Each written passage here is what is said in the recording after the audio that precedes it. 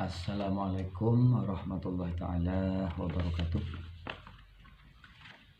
Billahi nahmaduhu wa nasta'inuhu wa nastaghfiruh wa na'udzu billahi min syururi anfusina wa min sayyiati a'malina. May yahdihillahu fala mudilla lahu wa may yudlil fala hadiya lahu.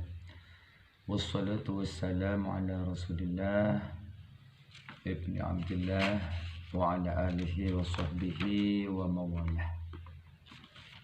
Teman-teman di seluruh Nusantara, teman-teman seluruh kaum muslimin dimanapun berada, pembicaraan kali ini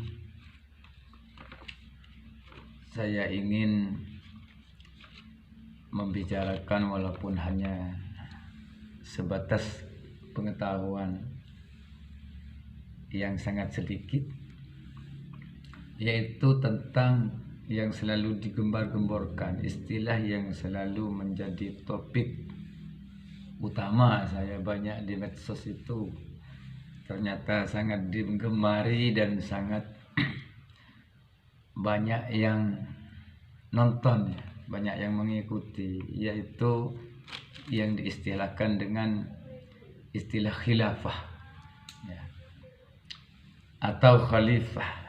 Sesungguhnya khilafah dan khalifah ya gak jauh berbeda maknanya. Cuman khilafah itu adalah sebagai sistem suksesi istilahnya. Khilafah ini menurut arti dari kamus ya, bahwa khilafah itu adalah al-imarah, pemerintahan. Khilafah itu al-imarah atau al-imamah ya, al-imamah, imam, pemimpin. Atau bisa berarti juga niyabatun anil ghair, sebagai pengganti dari lainnya. Contoh seperti yang terjadi di zaman khilafah atau zaman khalifah, yaitu yang dikenal dengan khulafa ar-rasyidin. Al-khulafa itu kata jamak ya, kata jamak dari khalifah. Khalifah ya, jamaknya adalah khulafa. Apa khalifah itu? Adalah sultan ya, sultanun azim, raja yang agung. Ini bedanya dengan khilafah. Ada kekhususan tentang khalifah ini, makanya disebut khulafaur rasyidin, al-khulafah. Al-khalifah ya, al-khalifah. Yang kedua maknanya khalifah itu adalah imamun laisa fawqahu imam, yaitu seorang imam yang di atasnya itu tidak ada imam lagi. Atau yang ketiga bermakna amirul mukminin. Amirul mukminin, pemerintahnya orang mukmin. Yang dikenal dulu itu adalah seperti Abu Bakar, Umar, Utsman dan Ali, seperti itu. Itu adalah amirul mukminin, artinya imam di atas imam, seperti itu. Kemudian imam itu biasanya adalah seluruh kaum muslimin itu mengangkat dia, membaiat dia. Bay'al muslimun al-khalifatah. Seluruh kaum muslimin di seluruh dunia itu membaiat dia sebagai khalifah. May yatawalla amral muslimin, yaitu orang yang dipasrahi mendapat beban tentang seluruh urusan ya, kepemerintahan orang Islam. Seperti itu. Ini makna asalnya ini. Jadi khalifah itu juga yang terkenal dengan al-khulafa ar-rasyidin, khalifah yang mendapat petunjuk, yaitu al-hukam alladzina ja'u ba'da wafatir rasul. Jadi Islam memang mengenal kata-kata khalifah itu, yaitu para penegak hukum yang datang sesudah wafatnya Rasulullah sallallahu alaihi wasallam. Wa hum Abu Bakrin wa Umar wa Utsman wa Ali radhiyallahu anhum. Inilah yang disebut dengan khalifah. Kemudian yang digembar-gemborkan sekarang itu, setelah diselidiki, ya dicermati sesuai apa yang telah saya pelajari dari buku-buku, dari kitab-kitab yang berhubungan dengan masalah khalifah, ternyata tidak gampang ya. Ada syarat-syarat dan banyak ini syarat-syaratnya. Insya Allah ada 17 ya. 17 syarat-syarat. 17 syarat-syarat untuk menjadi khalifah. Ya, jadi nggak sembarangan tuh. Menurut saya sangat berat syarat-syarat yang saya pelajari, yang saya ketahui dari buku-buku, kemudian keterangan para habaib, keterangan para ulama, ini sangat berat. Coba akan saya urut dari yang pertama aja. Yang pertama, menurut yang saya ketahui,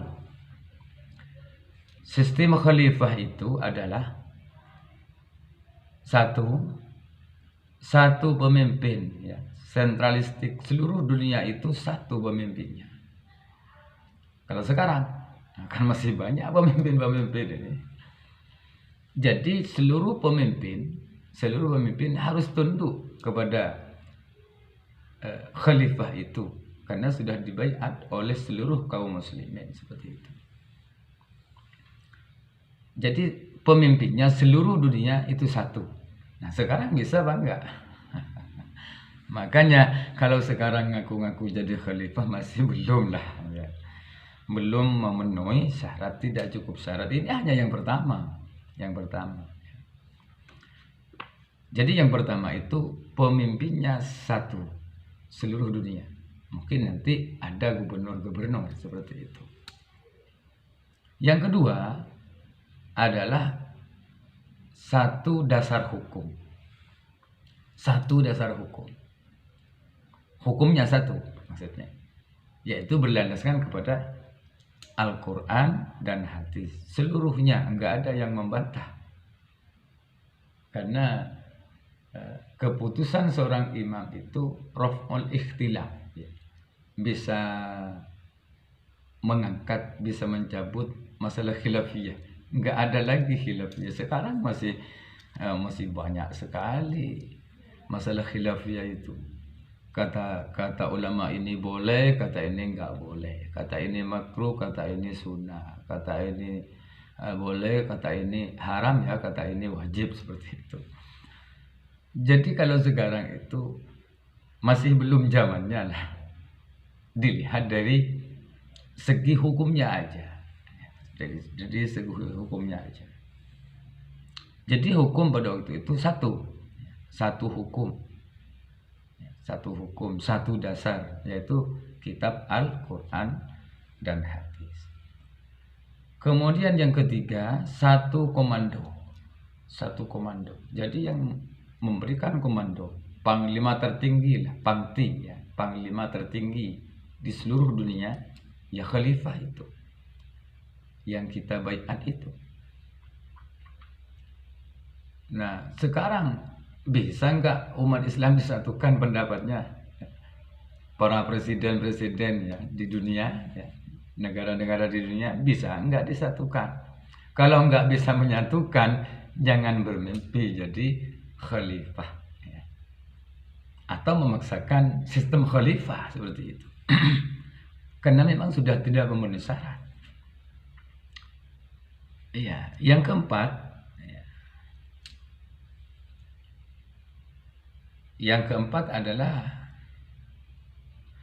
satu baiat untuk seorang imam atau seorang khalifah. Enggak ada yang membantah itu. di belahan bumi manapun nggak ada yang membantah. Pasti seluruhnya membaiat sama dia dan setuju sama dia, cinta sama dia, patuh, sami'na wa ata'na. Intinya kalau sekarang loyalitasnya tinggi terhadap pemimpin. Itu yang dimaksud ini. Jadi bulat ya, mencapai baiat konsensus umum ya, konsensus utuh seluruh dunia seperti itu. Yang kelima, dipatuhi oleh seluruh dunia, nggak ada yang membangkang. Nah, kalau sekarang saya masih ragu ini. Kalau sekarang, kalau belum zamannya ini. Kalau nanti zamannya pasti ini ya, pasti bisa dipastikan ada pemimpin yang seperti itu. 5, dipatuhi seluruhnya, dipatuhi seluruh dunia ya. Dipatuhi oleh pemimpin-pemimpin seluruh dunia. Yang keenam adalah syariat kafah ya, jadi kata-kata udkhulu fis-silmi kafah ini memang tercapai. Masuklah kamu dalam Islam itu secara keseluruhan, bukan sepotong-sepotong ya, bukan sepotong-sepotong, tapi seluruhnya murni berdasarkan syariat Islam. Nah sekarang siapa yang bisa seperti itu? Jadi masih ada yang tidak ikut hukum agama Islam, masih ada dan banyak. Mengapa demikian? Karena masih belum waktunya. Apakah hukumnya ini wajib dijalankan? Ya wajib. Kalau tidak udzur, jangan dipaksakan karena kita itu hidup di negara hukum, di negara Indonesia ya. Karena hukum yang telah menjadi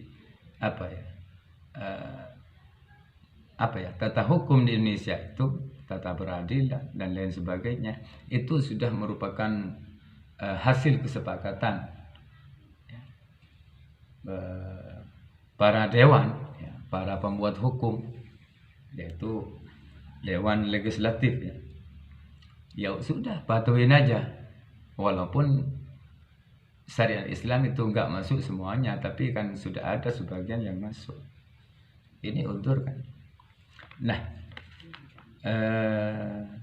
khilafah ya seperti itu. Jadi syariat itu berlaku secara menyeluruh seperti itu. Pertanyaannya sekarang ada apa enggak yang seperti ini, yang bisa seperti ini? Kalau enggak ada ya udah, masih belum waktunya. Yang ketujuh, mendamaikan dunia. Jadi dunia tidak seperti sekarang ya, selalu perang, selalu unjuk rasa, ada kerusuhan. Maka dengan adanya khalifah itu, tentunya bukan sekarang, ini nanti. Makanya saya membeberkan syarat-syaratnya menurut yang saya ketahui. Ini bisa mendamaikan dunia seperti itu. Karena Imam Mahdi itu kan punya pasukan-pasukan khusus ya. Saya keceplosan tadi menyebut Imam Mahdi, dan memang ini yang bisa ini cuma Imam Mahdi. Rencana saya itu kan mau disimpan dulu, nggak mau menyebut, itu udah kadung menyebut ya. Jadi yang ketujuh adalah mendamaikan dunia. Yang kedelapan adalah mensejahterakan dunia. Coba sekarang pemimpin mana yang bisa mensejahterakan dunia? Wong mensejahterakan negaranya sendiri belum bisa, apalagi negara tetangga, apalagi yang lebih jauh, se-Asia, apalagi seluruh dunia. Sebenua aja nggak ada, apalagi sedunia ya. Jadi pemimpin, itulah ciri-ciri dari pemimpin atau yang disebut dengan khalifah atau khilafah. Ya, yang kesembilan adalah tidak jauh berbeda dengan zaman Nabi. Jadi pemerintahannya itu alamin hajin nubuwah, tidak jauh berbeda dengan apa yang dilakukan oleh Nabi, yang dijalankan oleh Nabi, seperti itu. walaupun tidak persis. Yang ke-10 adalah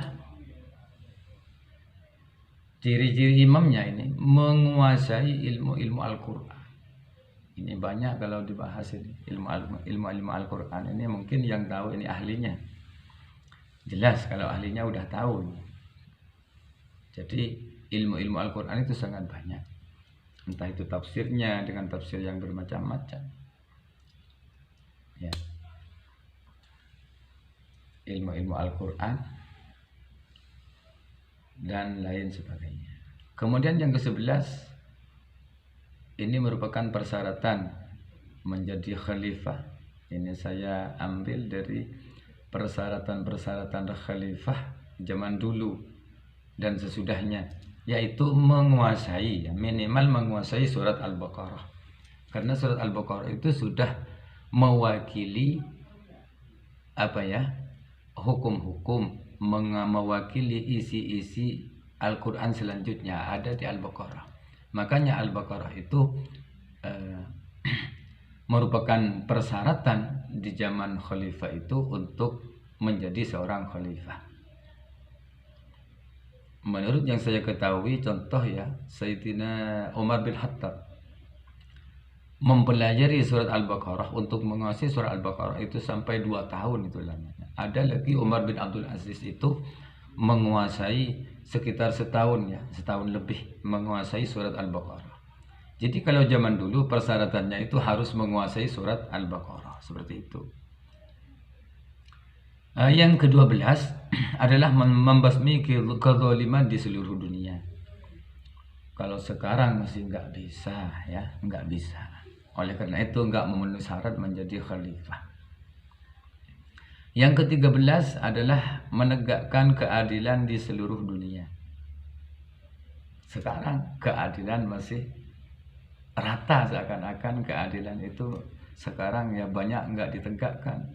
Di negara-negara manapun masih ada keluhan-keluhan ketidakadilan ya dari penguasa. Ya karena sudah zamannya. Jadi nanti setelah datangnya Imam Mahdi itu, karena menurut saya hanya Imam Mahdi yang bisa begitu dengan bantuan Nabi Isa turun dari langit ya. Waktu itu pada umur 30 lebih. 33 tahun waktu itu Nabi Isa mau turun ke dunia lagi. Setelah itu nanti 40 tahun umurnya dia meninggal, seperti itu. Jadi selama 7 tahun ada di bumi ini. Tapi belum waktunya masih. Yang ke-14 dapat mengalahkan Ya'juj dan Ma'juj. Itu nanti ada Ya'juj dan Ma'juj, dan ini masih terbelenggu, menurut sejarah itu masih terbelenggu di kerangkeng pagar besi ya. Nanti dia akan keluar. Inna Ya'juj wa Ma'juj mufsiduna fil ardh. Sesungguhnya Ya'juj dan Ma'juj itu akan berbuat kerusakan di muka bumi ini. Ya. Ini banyak nanti yang menjadi korban setelah keluarnya Ya'juj dan Ma'juj. Dan yang bisa mengalahkan cuma ya imam yang disebut Imam Mahdi itu, khalifah terakhir ini. Kemudian yang ke-15 ya, dapat mengalahkan Dajjal. Dapat mengalahkan Dajjal dengan bantuan Nabi Isa, seperti itu. Jadi kalau sekarang ngaku-ngaku khalifah atau menggaung-gaungkan sistem khilafah, kalau ada Dajjal gimana nanti? Menang enggak sama Dajjal? Yang ke-16 ya, berasal dari suku Quraisy. Menurut keterangan berasal dari keturunan Sayyidina Hasan, seperti itu ya. Jadi ini bangsa Habaib. Jadi Imam Mahdi itu berasal dari suku Quraisy. Menurut keterangan badannya itu seperti bertubuh Israel, tapi kulitnya berkulit Arab. Namanya adalah Abdullah bin Muhammad Al-Mahdi. Persis sama dengan Abdullah Muhammad bin Abdullah Al-Quraisy, Al-Hashimi, Al-Quraisy. Muhammad bin Abdullah Al-Quraisy. Sedangkan Imam Mahdi itu adalah Imam Mahdi Imam Mahdi itu adalah Muhammad bin Abdullah Al-Mahdi, seperti itu. Nah, Imam Mahdi ini yang terakhir ini. Di samping dari suku Arab, yang terakhir ini dia mempunyai pasukan sakti luar biasa. Iya, pendekar di atas pendekar. Ini pendekar pilih tanding. Apa persyaratannya? Ini menurut keterangan dari sebagian Habib ini di Jawa Timur, ya, punya kesaktian yang luar biasa, yang bisa memecahkan bumi dengan sekali takbir Allahu Akbar, seperti itu. Nah, sekarang saya lihat takbir itu enggak ada yang memecahkan bumi kalau sekarang itu. Jadi ya bersabarlah. Kemudian apakah kita mau menghantam orang yang mau mendirikan khilafah atau khalifah? Ya jangan terlalu ditantanglah, karena itu menurut keterangan itu menguatkan syariat untuk kita itu nyambung nanti ke datangnya Imam Mahdi, seperti itu. Jadi walaupun bagaimana, ya, tetap syariat itu diperjuangkan oleh mereka. Alasannya mengapa? Karena itu adalah sebagai penyambung antara dari zaman yang penuh dengan ketidakadilan, yang penuh dengan ketidakamanan, ini disambung nyampe ke zamannya nanti Imam Mahdi, ya, seperti itu. Nah, keyakinan seperti ini memang di kalangan aswajah, ahli sunnah wal jamaah itu sudah biasa, sudah lumrah, dan mayoritas mereka itu meyakini tentang di akhir zaman itu akan datang seorang pemimpin yang ditunggu-tunggu, yang disebut dengan Imam Mahdi Al-Muntazar, Imam Mahdi yang ditunggu-tunggu. Nah, ini pesan untuk semua, ya, yang mengaku menjadi khalifah, ya, dengan sistem khilafahnya jangan dipaksa-paksakan. Insya Allah antum itu belum waktunya dan belum mampu. Persyaratannya sangat berat, ya, persyaratannya sangat berat. Lebih ringan persyaratan menjadi presiden. Ya udah, calon presiden aja lah, atau calon gubernur atau calon bupati, terserah. Jangan mencalonkan diri sebagai khalifah, seperti itu, karena belum waktunya. Kalau untuk mempertahankan kebenaran, mempertahankan hukum-hukum Allah memang penting, tapi hanya sekedar mengusulkan. Semoga kemudian hak mereka untuk menolak atau untuk menerima, seperti itu, mungkin bisa bermanfaat. Ini saya himpun dari apa yang saya baca, apa yang saya dengar, apa yang saya amati, seperti itu. Ada berapa syarat tadi? Ada 17 syarat persis dengan 17 rakaat, ya, dan 17 Agustus, ya. Seperti itu. Jadi angka 17 ini memang angka keramat, seperti itu.